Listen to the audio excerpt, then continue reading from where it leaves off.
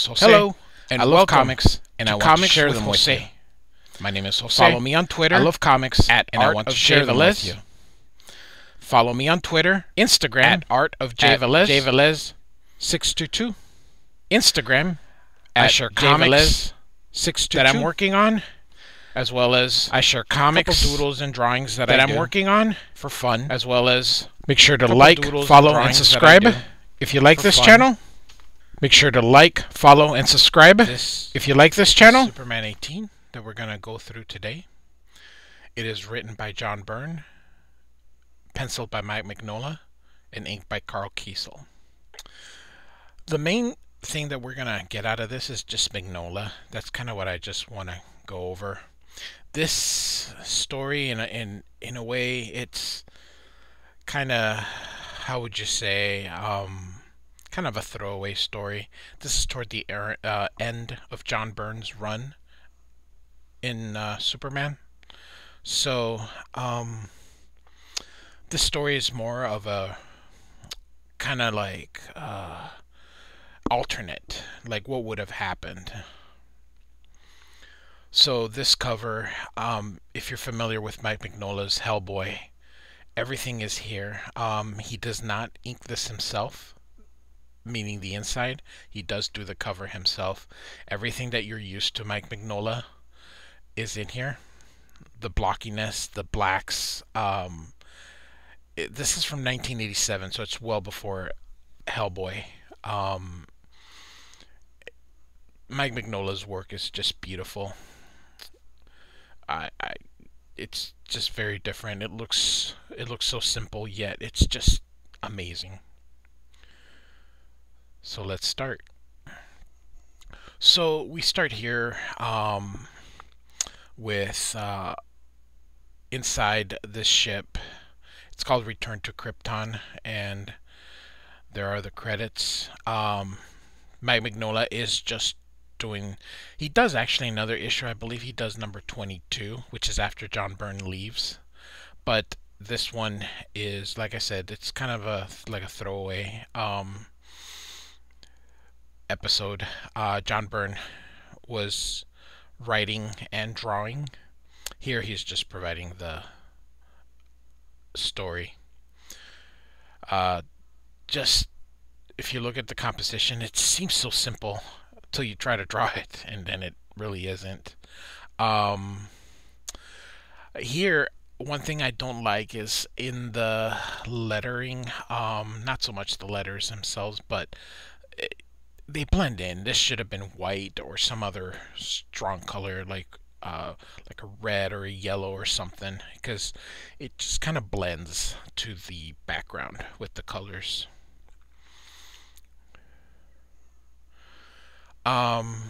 Look at this rendering. He doesn't just, instead of putting in, most people would do a close-up, he does kind of a full body shot here. His style really is more of a for Batman, but he does a very good job for Superman here. Here's Hawkwoman. This is a continuation from, I believe, the story started in it could have started as either it's a continuation from, I believe, through Hawkman. It's, I think, a 3-part story that started in Superman, then in Hawkman, and then concludes again in Superman. And this is the after the Crisis on Infinite Earth. So this was kind of a restart on the DC universe. In 1987, I would have been, I was born in 74, so 13 years old. So there's a bit of nostalgia here with me, with these characters. Just, this seems so different from everything that had gone before. Mike Mignola work, if you just look, it's not quite stiff, but just how he renders, it's just amazing. It's very cool. It's so different from what anybody else. Unfortunately, at 13 years old, you don't really appreciate. At that time, it just was like, what? This isn't John Byrne. What is this? But Mike Mignola, as you grow a little older, you start to see that how beautiful his work is. Now I can't get enough of it. I wish he would draw everything. Mike Mignola is also in my top of all these artists. I do have a lot of artists that I truly respect and truly love, and he is definitely one of them. Um, like I said, you can see a lot of Mignola everywhere, just that you would see in his later career in Hellboy. Um, like I said, this is an alternate story. I mean, it doesn't start as that, but there's going to be like a reimagining of Superman going back to Krypton. Basically, Hawkman and Hawkgirl return Superman to the remains of Krypton, where he imagines an alternate life that could have happened if his father Jor-El discovered the cure for kryptonite radiation poisoning. That kind of resulted in the mass exodus of Krypton before its destruction. So that's kind of what we're dealing with here. Um, so Superman is seeing Krypton kind of put together. It, gravity, it really should be. It's really just a big piece of kryptonite. Gravity does pull things back together, but I'm quite sure it would have taken longer than just a couple years for the planet to go back. But the ring around the planet would be the debris that would be reforming. Um, Mignola is not really a big outer space kind of artist, but it's or you wouldn't think so, but he has done quite a few things that are outer space-ish. Like he started with Rocket Raccoon and the Incredible Hulk. Um, he also did DC series with Jim Starlin. Its name escapes me, um, but it dealt with the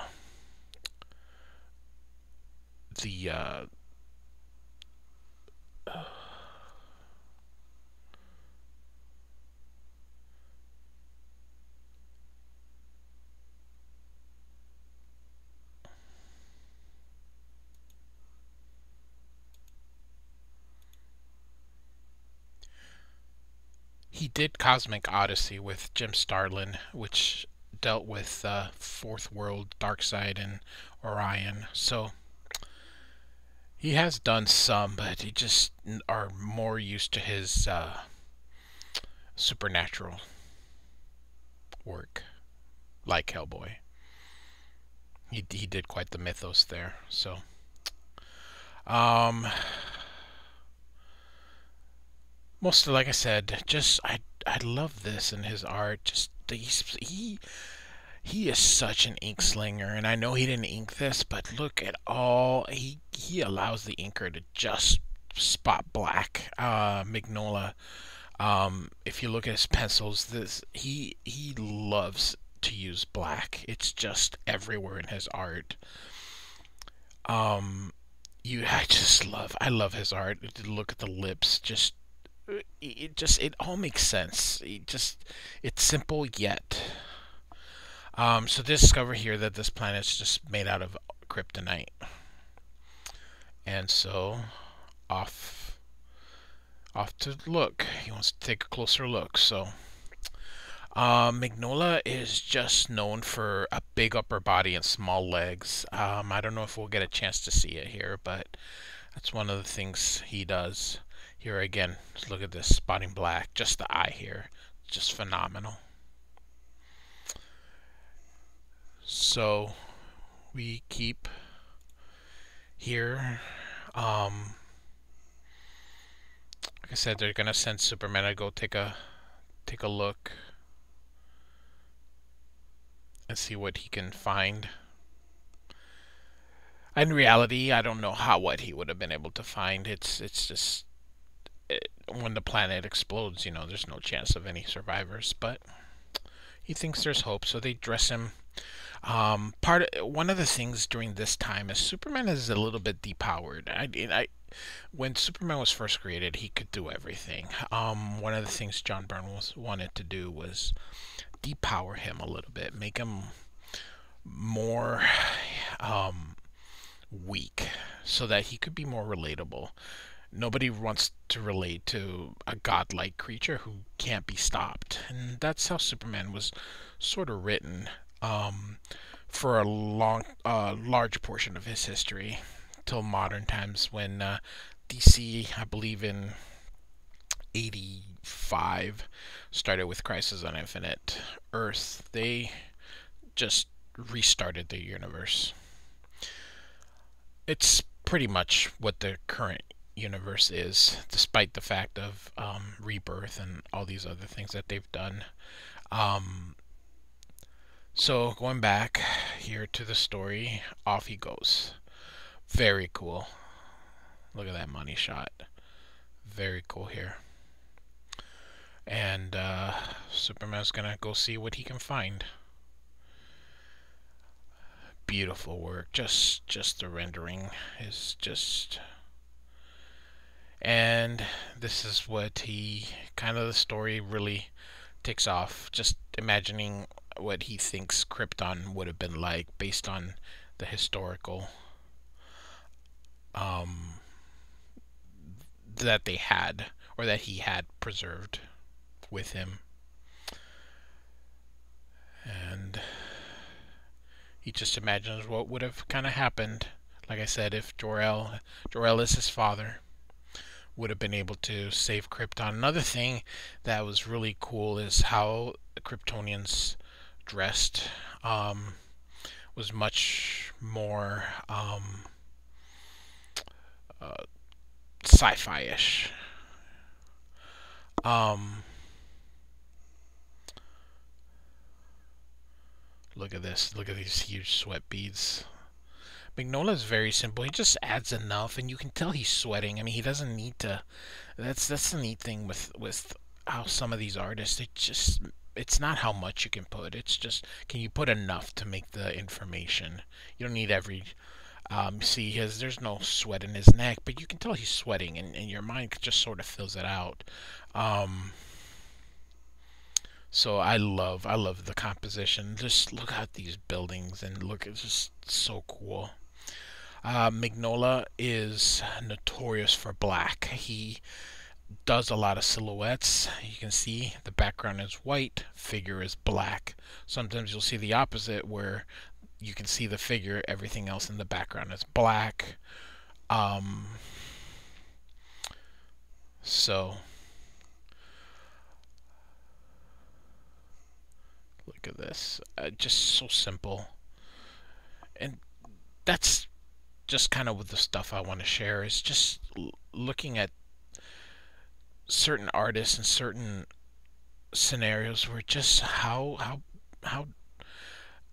the art, comic books is truly a visual medium, and just how different artists interpret things differently. So in this reimagined life, the Kryptonians settle on Earth, and they slowly take over its human population, forcing Jor-El to rebel against his own people, only to learn that he has fathered a son that was born on Earth, naming him Kal-El, which is, of course, Superman's name. So here we go. The This is Jonathan Kent, Superman's dad, and son Rumble. So immediately the Kents die. The Kryptonians don't, um, uh, they don't see the damage that they have done. Um, and now they're all super powerful. DC has done this a few times in the before the Kryptonians end up on Earth, whether uh, it's with the Kandor, I believe is the bottle. It's a city in a bottle. And then there was a story in the early 2000s that dealt with Kryptonians living on the Earth, where it was just Superman. Now there's a whole bunch of them. So, um, and so I guess they did not die. Here is Martha Kent and Jonathan Kent, Superman's parents. This would be Jor-El, Superman's actual father. And so off we go. The Kryptonians have taken over the planet, which, if you look at humans and how we act, I know that they're trying to make, but it's not exactly like humans have done a lot to this. We destroyed this planet and ravaged it, so I don't know. It's not like another species could come and do worse than what humans do. It's not like the Kryptonians are coming in like in Independence Day where they're just trying to raise and destroy everything and just so here Jor-El will kind of begin to rebel with Free Earth. I love Mignola's art so much. Just I think he's perfect for a lot of stories and a lot of like I said, he could draw everything. There's a few people that I just don't get tired of their art, and he's one of them. So here he is, this is Lara, Superman's actual mother. So it looks like we're gonna have a showdown between Lara and Jor-El, but she's gonna present to him Kal-El. So Kal-El, of course, everybody knows, is Superman's actual Kryptonian name. El is the last name, and then so it's Jor-El, Kal-El. So El is the last name. Kal is actually Superman's actual first name. And so that is kind of the end of the story. So Hawkwoman's gonna go get him, and notice Hawkwoman doesn't wear anything. Just gotta realize when you're reading comic books, you gotta suspend disbelief. You can't just go like in the movies, like, oh, that can't happen. Well, it's comic books. Shouldn't overthink it. So she grabs Superman, and they leave. And they just kind of ponder what could have been.